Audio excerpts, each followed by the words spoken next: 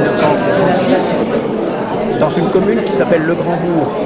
Ensuite, j'ai passé le concours d'école normale à Melun et j'ai fait une carrière d'enseignant à Melun.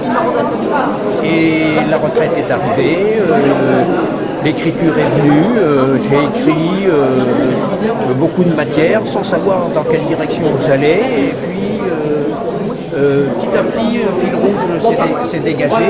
Et c'est l'histoire d'un petit garçon sur les pas de sa grand-mère qui découvre la Creuse dans les années 50 et 60.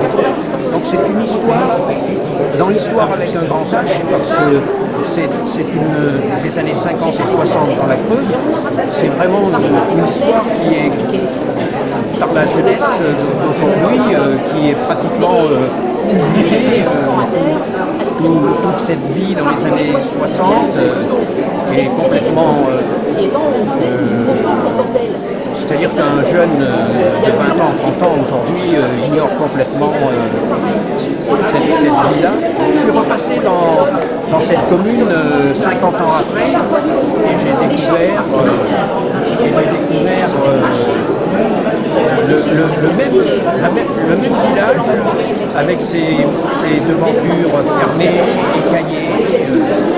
J'ai bien reconnu le lieu, mais un lieu vraiment désertique et vraiment on voit un petit peu toute la richesse et la force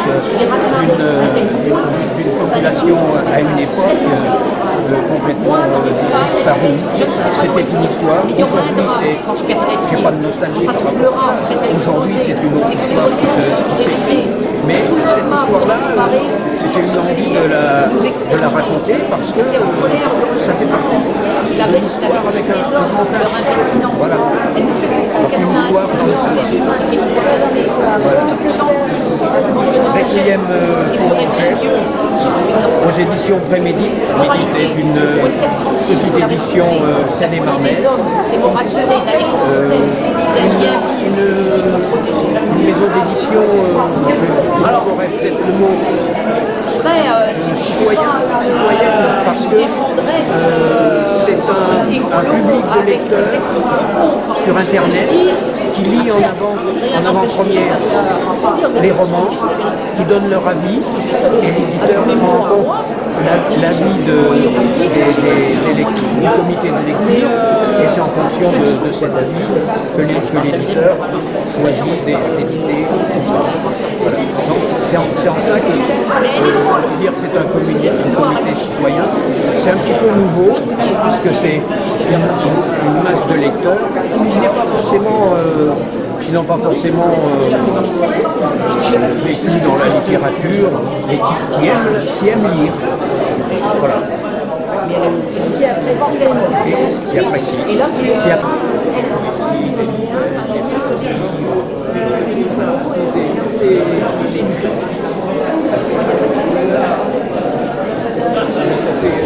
J'étais enseignant depuis 2004. Je me suis lancé dans l'écriture sans me lancer, parce que voilà. Donc, je suis content d'être parti à la retraite tôt, parce que c'est un problème très actuel.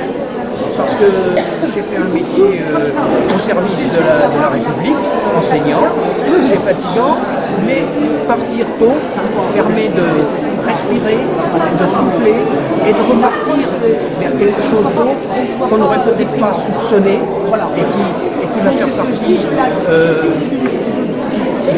d'une richesse, parce qu'on va amener autre chose, notre savoir, notre créativité, notre regard sur le monde d'une façon particulière, soit par les livres, soit par les animations d'ateliers d'écriture que je mets en place, soit par le théâtre, les sculptures, la rencontre avec les autres.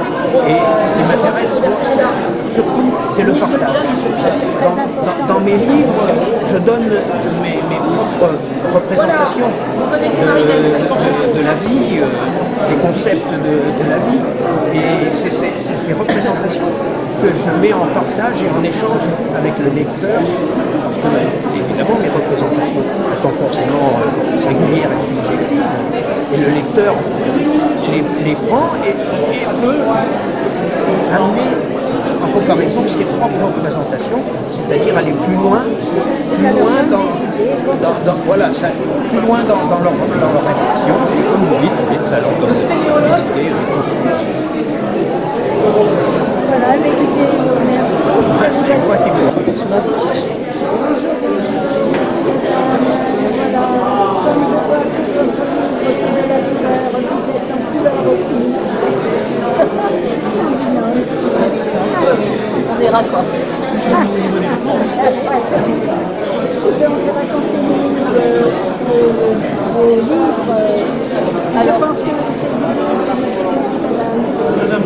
C'est madame. Mais j'ai besoin de monsieur pour tout ce qui est organisation. Voilà, exactement. C'est mon agent, on va dire. C'est la couleur. Aussi très important. En fait, ce sont trois romans qui sont indépendants les uns des autres, malgré qu'on a toujours l'identité visuelle de la grenouille sur chacun d'eux. Le premier se situe dans une salle de sport où il va se passer un tas d'événements liés à une malédiction africaine, inspiration. On les connaît, les Bernard Beck, alors on les connaît. Voilà, il y a un peu de ça. Il y a un peu de ça, voilà. On a son contraire un petit peu. Le second raconte l'histoire d'une journaliste qui sera amenée à collaborer avec un psychanalyste dans le cadre d'une petite enquête policière. Et là, on part en Écosse. Toujours le voyage aussi. Voilà. Et le troisième, le dernier, qui vient de sortir, il sort au mois de juin. En fait, parle d'un périple automobile, on peut dire.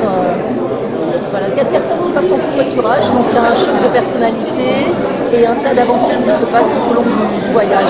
Et là, on est un peu plus proche puisqu'on fait le voyage depuis Lille jusqu'à Nice. Voilà, bon, un peu plus près de chez nous. Et le prochain, on part en Allemagne. Mais le prochain, il y a encore à venir. Oh, ça va venir. Depuis un peu de temps. Ça fait combien d'années? 2 ans. 2 ans. Voilà, vous avez la bonne plume. Oui, pour l'instant. Est-ce que c'est monsieur qui vous la donne, cette plume? Est-ce qu'il vous inspire? Oui, c'est sûr. Puis j'ai besoin de son avis, j'aime avoir aussi. Oui, mais vous savez, les Africains, ils ont toujours de quoi dire. Ils en ont toujours avec leurs enceintes. Toujours une bonne critique. En fait, voilà. Toujours une bonne critique. Bonne continuation. Merci. Merci. Et on va vous poser des questions, puis sans vous montrer, c'est tout. Bon, surtout qu'il y en a qui sont spécialisés. Il y a des gens qui sont... Qu'est-ce que vous avez dit là tout à l'heure? Qu'est-ce que vous avez dit tout à l'heure? Donc vous avez des éditeurs qui sont spécialisés. Oui. Donc, par exemple, vous avez le Miroir au trouble qui est spécialisé en dyslexie, Oui. dysorthographie, etc. Vous l'avez aussi dans ce format-là ou en roman. Vous avez d'autres auteurs qui sont spécialisés dans tout ce qui est protection de l'environnement et respect de la nature, Vert Pomme, que vous retrouvez aussi là-bas en roman. Des gens spécialisés en conte, Fli France, qui est une professeure d'université moscovite qui enseigne à l'université à Paris et qui fait des choses étonnantes. Donc c'est des gros titres que vous avez là-bas, l'histoire de désert, de feux d'ici d'ailleurs avec des titres étonnants. Vous avez À vol d'oiseau. À vol d'oiseau qui fait des petits contes de tradition orale, pas de tradition écrite. Ils vont chercher auprès d'auteurs ou de conteurs la tradition telle qu'elle est faite dans le pays. Et ils font du multi-ethnique, je dirais, multi-origine, c'est assez surprenant. J'ai un éditeur aussi qui est très étonnant qui s'appelle le Jardin des mots dans la région de Belfort, qui fait deux types de contes. Du conte, je dirais, du nord-est de la France, parce qu'il y a des histoires très étonnantes à raconter, et des contes d'origine étrangère. Alors, kabyle, des langues étrangères un peu anciennes, pour avoir une approche culturelle différente. Et j'en ai un éditeur qui est très sympathique, alors, qui s'appelle Ratatosk, je crois que ça veut dire l'écureuil, en suédois, parce que son symbole c'est un petit écureuil, qui fait des petits romans, Monsieur en a un dans les mains, là par exemple, comme Trafic Afrique ou Les Dodos, qui sont destinés à un public d'adolescents et d'adultes et qui sont assez surprenants. Voilà. Je dirais que ça c'est un parcours initiatique de deux jeunes Français un petit peu babacools sur les bords, un peu crapules et qui pensent que de l'autre côté de la Méditerranée, on a affaire à des gens qui sont inintelligents. Ils vont vite comprendre à la fin de leur périple qu'ils se sont fait rouler dans la farine. Alors, Il merci. est génial. Alors merci, vous êtes monsieur? Alors moi, je suis monsieur Bouterie, de Chalon-sur-Saône, et je ne fais que de l'éditeur indépendant en distribution parce que je trouve qu'ils font des choses sympathiques et originales. Ah, on vous remercie. Vous n'avez pas une petite carte? Non, du tout.